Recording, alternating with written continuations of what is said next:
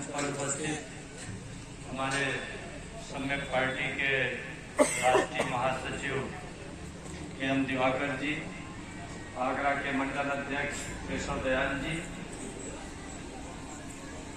अखंड भारत सेना के माननीय राष्ट्रीय अध्यक्ष जी डॉक्टर पवन कुशवाहा जी, उत्तर प्रदेश के माननीय अध्यक्ष जी और उनकी पूरी टीम। मैं क्योंकि अखंड भारत सेना के कार्यक्रम में पहली बार उपस्थित हुआ हूँ और मुझे तमाम पदाधिकारियों से बच्चे नहीं है, तो मैं एक एक व्यक्ति का नाम लेकर के मैं संबोधन नहीं कर पाऊंगा। लेकिन निश्चित रूप से आज जो ये इतना सफल कार्यक्रम हुआ, इतने इस समय बड़ी व्यस्तता का समय चल रहा है, ग्रामीण क्षेत्रों में भी मड़ाई का भी चल रहा है, बुआई का भी चल रहा है, खेती बाड़ी का समय है और आज छुट्टी का भी दिन नहीं है कि इतवार होता तो कुछ लोगों को छुट्टी भी रहती है। तो ऐसे समय भी सुबह से 11 बजे से आपका कार्यक्रम था, इतने लोग आए और अभी तक सब लोग आपके कार्यक्रम में शिरकत कर रहे हैं, आपकी बातों को सुन रहे हैं, आपका उत्साह वर्धन कर रहे हैं, आपके साथ सहयोग अपनी उपस्थित यहाँ दर्ज करा करके दे रहे हैं। ये बड़ी बात है। इससे ये भी स्पष्ट होता है कि आपका संगठन बहुत ही लगन से, मेहनत से, निष्ठा से पूरे देश में काम कर रहा है। और निश्चित रूप से आज का ये दिन संविधान दिवस है, 26 नवंबर का दिन। आप लोगों को मालूम होना चाहिए कि आज ही के दिन भारत का संविधान, यहाँ की जो संविधान सभा थी, जो संविधान सभा पूर्ण रूप से जैसे हमारी पार्लियामेंट है इस समय, तो उस समय संविधान बनाने के लिए, संविधान को पारित करने के लिए, संविधान पर विस्तृत चर्चा के लिए पूरे देश से चुनी हुई एक संस्था स्वतंत्रता के ठीक पहले जिसका नाम संविधान सभा था। और आज ही के दिन 26 नवंबर 1949 को इस देश का संविधान सभा द्वारा स्वीकृत किया गया, हालांकि उसको लागू किया गया 26 जनवरी 1950 को। ये भारत के लिए एक बड़ा महत्वपूर्ण दिन है। ऐसे दिन पर आप अखंड भारत सेना का ये कार्यक्रम कर रहे हैं। हमारे बीच भाई, अभी हमारे बड़े भाई जैसे हमारे बुजुर्ग भाई चंदन सिंह कुशवाहा ने बहुत ही आप लोगों को प्रेरणास्पद ढंग से अपनी बात रखी, जगाने की बात कही, आपको आगे बढ़ने की बात कही। तो निश्चित रूप से ये अखंड भारत सेना ऐसे प्रतिभाशाली लोगों को, ऐसे प्रेरक लोगों को, ऐसे समाज के युवा लोगों को अगर अपने साथ रख रही है, तो निश्चित रूप से नौजवान अपने उद्देश्य में आज नहीं तो कल सफल होंगे। ये नाम ही आपका है अखंड भारत सेना। और मैं आज यहाँ ज्यादातर कुशवाहा समाज के लोग हैं, आप लोगों को बता देना चाहता हूँ कि भगवान बुद्ध आपके कुल खानदान में पैदा हुए, इस देश की धरती पर पैदा हुए और जब बोध गया में उनको ज्ञान जिस दिन प्राप्त हुआ था, उसके एक दिन पहले उन्होंने कई सपने देखे थे। उसमें से एक सपना उन्होंने देखा था कि उनका सिर हिमालय पर्वत पर टिका हुआ है और उनका पैर दक्षिण में समुद्र को छू रहा है, उनका एक हाथ पूरब में समुद्र को छू रहा है और एक हाथ पश्चिम में समुद्र को छू रहा है। मित्रों, भगवान बुद्ध का ये सपना कोई बाद में जोड़ा गया सपना नहीं है, क्योंकि जो त्रिपिटक का संकलन किया गया श्रीलंका में प्रथम शताब्दी ईसा पूर्व में, प्रथम शताब्दी ईस्वी में जो संकलन किया गया, यानी आज से लगभग 2100 साल पहले वो संकलन किया गया और पत्थरों पर उसको लिखा गया, भगवान बुद्ध की पूरी वाणी को, और उस लिखी हुई पत्थरों पर लिखी गई 2100 पूर्व की वाणी में ये सपने का जिक्र आया है। यानी इस देश में अगर अखंड भारत का किसी ने सपना देखा पहली बार तो भगवान बुद्ध ने देखा। तो ये आपके महापुरुषों ने, आपके कुल खानदान में पैदा हुए भगवान बुद्ध ने अखंड भारत का सपना देखा, और ऐसे भारत का सपना देखा जिसकी सीमा उत्तर में हिमालय है, दक्षिण में समुद्र है, पूरब में समुद्र है और पश्चिम में समुद्र है। इतने विशाल भारत का, इतने अखंड भारत का भगवान बुद्ध के सपने के पहले किसी भी साहित्य में वर्णन नहीं है। और भगवान बुद्ध पूरे जम्बू द्वीप पर लेटे हुए हैं, पूरे अखंड भारत पर लेटे हुए हैं, तो इसका ये अर्थ हुआ कि भगवान बुद्ध यानी बुद्ध की विचारधारा, बुद्ध की विचारधारा है क्या? बुद्ध की विचारधारा है कि हम भाईचारा से रहें, हम प्रेम मोहब्बत से रहें, हमारे बीच समता हो, मानव मानव समान है। ये वर्ण व्यवस्था, ये जाति व्यवस्था, ये ऊंच नीच की व्यवस्था, ये अमीर गरीब की व्यवस्था, ये शोषण की व्यवस्था, ये सारी व्यवस्थाएं समाप्त हो जाएंगी, तब बुद्धमय भारत होगा। और उसी बुद्धमय भारत का सपना देखते हुए भगवान बुद्ध पूरे भारत पर लेटे हुए हैं। यानी ये जब भारत बुद्धमय होगा तब अखंड होगा। तो इस देश की अखंडता बुद्धमय भारत से जुड़ी हुई है, और उन्होंने ये देखा था कि निश्चित रूप से आज नहीं तो कल ये बुद्धमय भारत होगा। और जब बुद्धमय भारत हुआ तभी ये देश अखंड हुआ।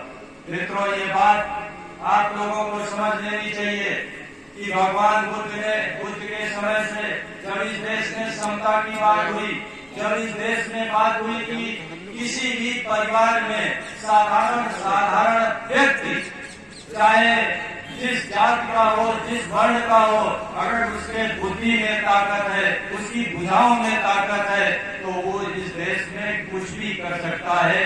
ये विचारधारा भगवान बुद्ध ने दी, और इसी विचारधारा के कारण आप आश्चर्य करेंगे कि इसी से प्रेरणा प्राप्त करके बड़े बड़े साम्राज्य की स्थापना हुई। और इस देश में अखंड भारत की अगर स्थापना की तो फिर शाक्य मौर्य वंश कुशवाहा समाज के चंद्रगुप्त मौर्य ने की। यानी भगवान बुद्ध का सपना इस देश में पूरा किया चंद्रगुप्त मौर्य ने, और चंद्रगुप्त मौर्य ने इस देश को एक राजनीतिक एकता दी। इसके बाद बिंदुसार ने आगे बढ़ाया, इसके बाद अशोक ने, जैसा कि कहा जाता है कि राजनीतिक रूप से तो आपने देश को एक कर दिया, लेकिन सिर्फ राजनीतिक एकता से देश नहीं मजबूत होती। देश किसी भौगोलिक सीमा में रहने वाले निवासियों के खुशहाली से मजबूत होता है, उनकी शिक्षा से मजबूत होता है, उनकी आर्थिक स्थिति से मजबूत होता है, उनके बीच प्रेम, भाईचारा, मोहब्बत, समता, करुणा, दया का एक परस्पर वातावरण बने, और हम एक दूसरे से भाई भाई की भांति रहे, प्रेम मोहब्बत से रहे, तब देश मजबूत होता है। तो भगवान बुद्ध की ये जो विचारधारा थी, इसी को अशोक ने लागू किया। इसीलिए कहा जाता है कि आज एक संस्था इस देश में अखंड भारत चिल्ला रहे हैं, राष्ट्रवाद की बड़ी बड़ी बातें कर रहे हैं, लेकिन उन लोगों से पूछिए कि राष्ट्र का निर्माण कैसे होता है तो दाएं बाएं झांकने लगते हैं। मित्रों, राष्ट्र का निर्माण किसी देश में वहाँ की नदी से, वहाँ के पहाड़ से, वहाँ के पशु से, वहाँ के जंगल से, वहाँ के फसल और जलवायु से नहीं होता है। इस देश में हिमालय भी होता, गंगा भी होती, शेर भी होते, हिरण भी होते, चीते भी होते, लेकिन अगर हम ही न होते तो क्या ये देश बनता? अगर हम ही न होते तो क्या ये देश बनता? न बनता। इस देश में कुछ भी न होता।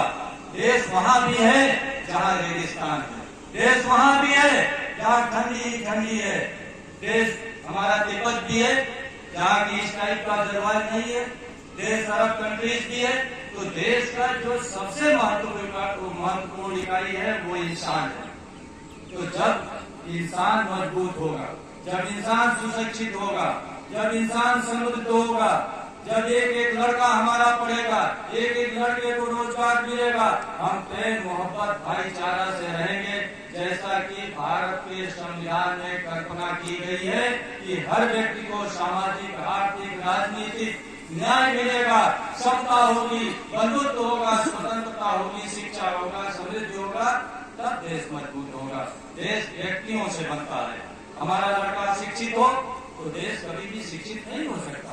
जिस देश के आज वर्तमान सरकार इस देश में 80 करोड़ लोगों को मुफ्त में 5 किलो खाद्यान्न दे रही है, तो जब सरकार ही मान रही है कि इस देश में 80 करोड़ लोग गरीब हैं, तो जिस देश में 80 करोड़ लोग गरीब हो, कैसे समृद्ध देश, कैसे गौरवशाली देश की आप बात कर रहे हैं? फर्जी कर रहे हैं ये लोग। तो सम्राट अशोक ने देखा कि नहीं, इस देश की सीमाओं में रहने वाले इंसान से देश बनता है, इंसान से राष्ट्र बनता है। इसलिए इंसान को मजबूत करिए, इंसान के संबंधों को मजबूत करिए। इस देश में सम्राट अशोक ने पहली बार जो ये लोग बात करते हैं सांस्कृतिक राष्ट्रवाद की, कल्चरल नेशनलिज्म की, वो आधारशिला इस देश में अशोक ने रखी। तो इस देश में अखंड भारत का सपना भगवान बुद्ध ने देखा, अखंड भारत का निर्माण चंद्रगुप्त ने किया, और इस देश में अखंड भारत को मजबूत करने के लिए अगर इसके जड़ों में सांस्कृतिक राष्ट्रवाद की ऊर्जा दी तो वो अशोक ने दी। इसलिए आपके बाप दादों ने अखंड भारत का सपना भी देखा, निर्माण भी किया और उसको मजबूत भी बनाया। आज फिर इस संविधान दिवस पर और आप लोग अखंड भारत सेना की इस सभा में आए हुए हैं, तो हम लोगों को फिर से चिंतन की जरूरत है। फिर से पूरे इतिहास को, पूरे देश को, पूरे अपने अगल बगल, अपने गांव को आज खुली आंखों से देखने की जरूरत है। मित्रों, ये तो मेरा देश अखंड था। अंग्रेजों चंद्रगुप्त के बाद अकबर के समय अखंड हुआ, फिर अंग्रेजों के समय अखंड था। इसमें अफगानिस्तान का भी कुछ पोर्शन था, इसमें बांग्लादेश का भी पोर्शन था, इसमें पाकिस्तान था। तो आखिर इसको खंड खंड किया किसने? खंड खंड उस विचारधारा ने की जिन लोगों को यकीन नहीं है कि ये देश विविधता का देश है। इस देश में जैन भी है, इस देश में बौद्ध भी है, इस देश में सिख भी है, और अब तो इस देश में बाद में ईसाई भी आ गए, इस देश में मुस्लिम भी आ गए। तो इस देश में सभी धर्मों के लोग हैं, सभी विचारधारा के लोग हैं, और इस देश में ऐसे भी लोग हैं जो ईश्वर को मानते हैं, और इस देश में ऐसे भी लोग हैं जो ईश्वर को नहीं मानते हैं। आस्तिक भी है, नास्तिक भी है, सबको मिल करके देश बनता है। आप किसी एक पोथी पत्रा को, किसी एक पंथ को, किसी एक महापुरुष को आप देश के बराबर नहीं मान सकते, उसको आप राष्ट्रीय पुरुष नहीं मान सकते। ये देश सबको मिलाकर बनता है। ये देश राम से भी बनता है, ये देश कृष्ण से भी बनता है, ये देश बुद्ध से भी बनता है, ये कबीर से भी बनता है, नानक से भी बनता है, ये देश सूफी संतों से भी बनता है, और ये देश उनसे भी बनता है जो ईश्वर, अल्लाह, गॉड या किसी परम शक्ति में विश्वास नहीं रखते, और जो नास्तिक उनसे भी मिलकर देश बनता है। तो जो लोग इस देश में विविधता के साथ रहना नहीं चाहते, जो लोग कहते हैं नहीं भाई यही रास्ता हमारा राष्ट्र को मजबूत करेगा, फला पोथी पत्रा हमारा राष्ट्रीय ग्रंथ है। अभी बड़ी चर्चा हो रही थी कि भाई हमारा गीता राष्ट्रीय ग्रंथ है, हमारे फलाने राष्ट्रीय महापुरुष हैं। अरे भाई, इस देश में जिसके जो भी महापुरुष है आप मानिए, आप मानिए, आप राम को मानिए, आप कृष्ण को मानिए, आप बुद्ध को मानिए, आप किसी को मानिए, सबको स्वतंत्रता है, लेकिन कोई एक महापुरुष या कोई एक पोथी पत्रा देश नहीं होता, सबको मिला करके देश बनता है। इस बात को समझना पड़ेगा नौजवानों को, और इसी से अखंड भारत बनेगा।